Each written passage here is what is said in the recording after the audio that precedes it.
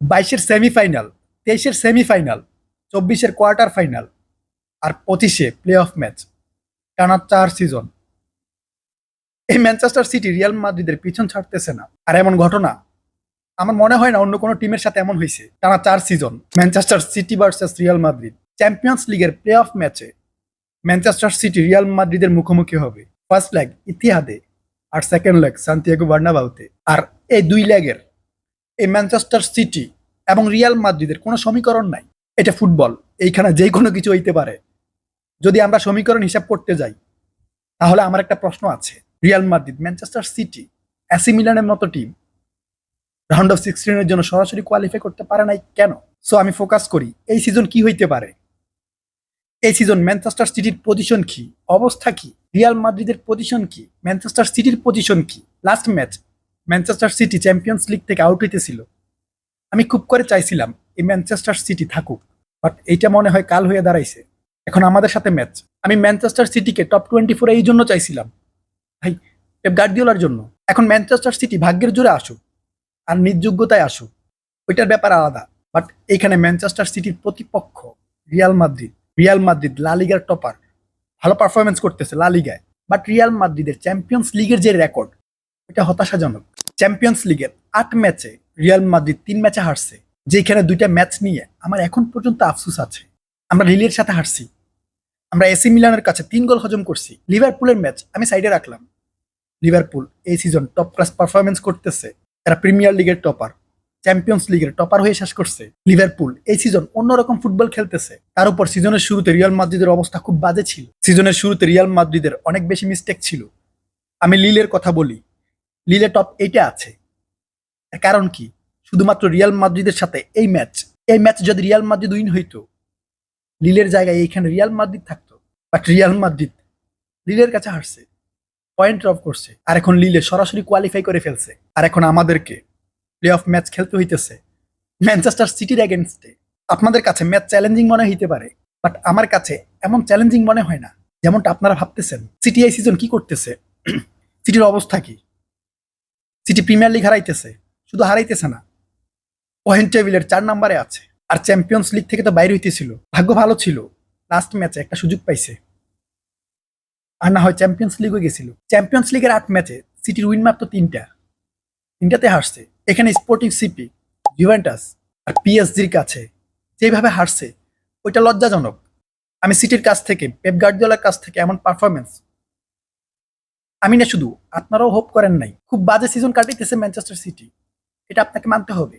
হ্যাঁ, এখন Manchester city fan বা আপনারা যারা ইস্যু দেখাইতেছেন, এখানে রদ্রি নাই, রিয়েলিস বাজে খেলতেছে, আপনার কেভিন ডি ব্রুইনে বাজে খেলতেছে, ফিল ফর্ডেন গত বছর প্রিমিয়ার লিগের সেরা প্লেয়ার হয়েছিল, ফিল ফর্ডেন বাজে খেলতেছে, আর্লিং হালান্ড স্কোর পাইতেছে না। এগুলো ইস্যু না ভাই, সেম প্লেয়ার, সেম কোচ, তাহলে পরিবর্তন কোথায়? অ্যাকচুয়ালি সিটি, পেপ গার্দিওলা কোথায় মিস্টেক করতেছে? হ্যাঁ, আমি এটা মানতে পারি, মিডে প্রবলেম আছে, ডিফেন্সে প্রবলেম আছে, বাট সিটির অ্যাটাকাররা কি করতেছে ভাই? সোজা কথা, সিটি আগের মতো নাই। লাস্ট 3 সিজন আমরা যে ফাইট দেখে আসছি, এটা এই বছর আমরা দেখতে পাবো না, এটা আমার মনে হচ্ছে। এই 2টা ম্যাচ কেমন হবে আমি জানি না, বাট রিয়াল মাদ্রিদের রিসেন্ট যে পারফরমেন্স, তাতে আমি চোখ বন্ধ করে বলতে পারি রিয়াল মাদ্রিদ সিটিকে হারাইতে পারবে, সিটিকে হারাবে। আপনাদেরকে যদি প্রশ্ন করি, আপনারা এখন পর্যন্ত বলবেন ম্যানচেস্টার সিটি এগিয়ে আছে, বাট ট্যাকটিক্যালি আমার মনে হয় না এগিয়ে আছে এই সিজন। আপনারা সিটিকে কেন এগিয়ে রাখবেন? এর মেইন কারণ আমি জানি, রিয়াল মাদ্রিদের ডিফেন্সের অবস্থা ভেবে, রিয়াল মাদ্রিদের ডিফেন্সের ব্যর্থতা ভেবে। হ্যাঁ, আমি মানতেছি আমাদের বাজে ডিফেন্স, যার কারণে আমরা লিভারপুল, এসি মিলান, লিলের কাছে হারছি। বাট এখন আমাদের প্লেয়াররা ব্যাক করছে, মেন্ডি ব্যাক করছে, আমাদের আলাবা ব্যাক করছে। হ্যাঁ, সমস্যা হইতে পারে রাইট ব্যাক নিয়ে, বাট কার্লো অ্যানচেলত্তি বলছিল বিগ ম্যাচ গুলাতে এইখানে রাইট ব্যাকে ফেদে ভালভার্দে খেলবে। সো এখানে ভালভার্দে, আলাভা, রুডিগার আর মেন্ডি আপনাদের ইজি মনে হয়? রাইট ব্যাক বাদ দেন, বাকি সবকিছু হিসাব করলে রিয়াল মাদ্রিদকে চ্যাম্পিয়ন্স লিগ জিতাইছে, লা লিগে জিতাইছে, এখানে অভিজ্ঞতা আছে। তবে হ্যাঁ, এই ম্যাচে আমাদের সব থেকে ইম্পর্টেন্ট প্লেয়ার আমাদের কারবাহাল নাই।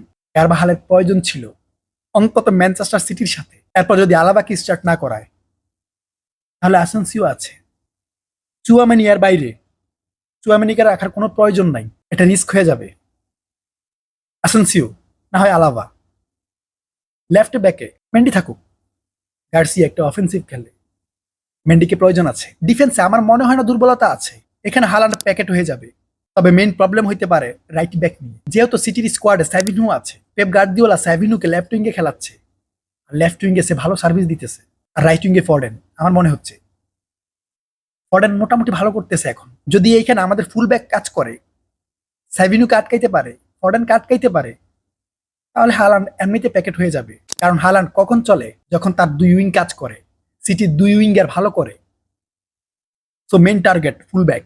এখানে ভালভার্দে থাকুক, ম্যান্ডি থাকুক, এই দুইজনকে পকেট করতে হবে। কারণ অ্যাঞ্চেলোতি যদি ডিফেন্স নিয়ে, ডিফেন্সিভ লাইন নিয়ে ভালো পরিকল্পনা করে, তাহলে সিটি প্যাকেট, এটা শিওর। মিডফিল্ড নিয়ে আমার কোনো ডাউট নাই। এখানে ভালভার্দে যদি রাইট ব্যাকে চলে আসে, তাহলে মিডে এখানে সেভায়েস আসবে, এর সাথে লুকা মডরিচ, এই দুজনের কম্বিনেশন ভালো কিছু দিবে। এরপর এদের সাথে জুড বেলিংহাম। জুড বেলিংহামকে নিয়ে আমি পরে বলতেছি। আমাদের ভিনিসিয়াস জুনিয়র যদি চলে, তার বেস্ট পারফরমেন্স দেয়, তাহলে সিটির ডিফেন্স কিছুই না। বাট কপাল ভালো, ভিনিসিয়াসের জন্য এখানে ওয়ালকার নাই। ওয়ালকারকে ব্রেক করে যাওয়াটা একটু রিস্ক ছিল, একটু কষ্টকর ছিল। এরপর আমাদের Rodrigo Champions League special, last ম্যাচে 2 গোল মারছে।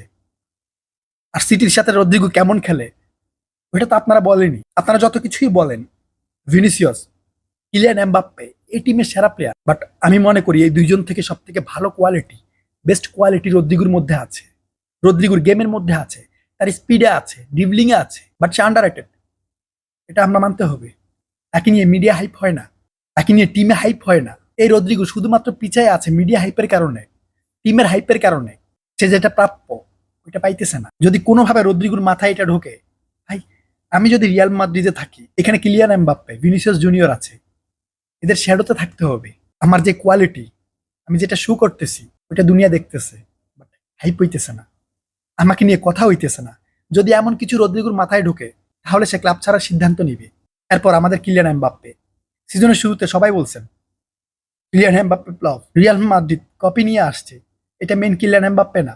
ভাই কিলিয়ান এমবাপ্পে ভালো করতেছে, হ্যাটট্রিক করতেছে, অ্যাসিস্ট করতেছে, স্কোর করতেছে, জানুয়ারির সেরা প্লেয়ার হয়েছে লা লিগার। আর কি চান?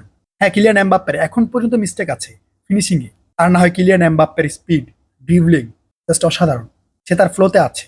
এরপর আমাদের মেন প্লেয়ার, আমাদের প্লে মেকার, আমাদের জুড বেলিংহাম।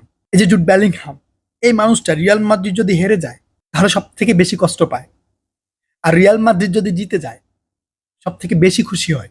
এই জুড বেলিংহাম এই রিয়াল মাদ্রিদের জন্য যে কোনো কিছু করতে পারে, করতে রেডি আছে। Jude Bellingham, Kylian Mbappe, Vinicius Junior, রদ্রিগোর যে কম্বিনেশন, তারা যে কোনো ডিফেন্সিভ লাইন, যে কোনো মিড ব্রেক করতে পারে। এটা আপনারা যত কথাই বলেন, রাইট নাও এদের মধ্যে যে কম্বিনেশন হয়েছে, এরা ইন্ডিভিজুয়ালি যে পারফরমেন্স করতেছে, এদের যে কেমিস্ট্রি, সিটির সাথে রিয়াল মাদ্রিদ ইজিলি জিতে যাবে। এটা ইতিহাদ হোক আর সান্তিয়াগো বার্নাবাউ হোক।